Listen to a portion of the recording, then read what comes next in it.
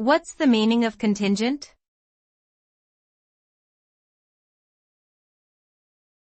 Contingent.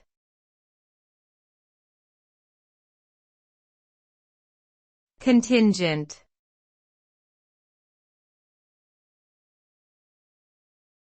Contingent.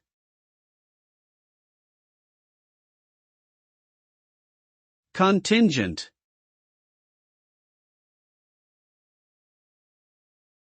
The term contingent refers to something that is dependent upon certain conditions or circumstances.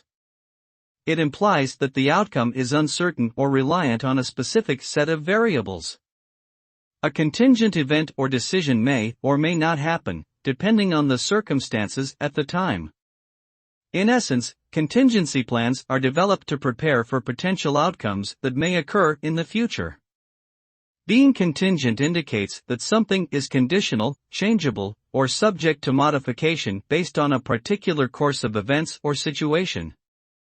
In summary, the term contingent signifies an outcome that is not guaranteed and is dependent on certain factors.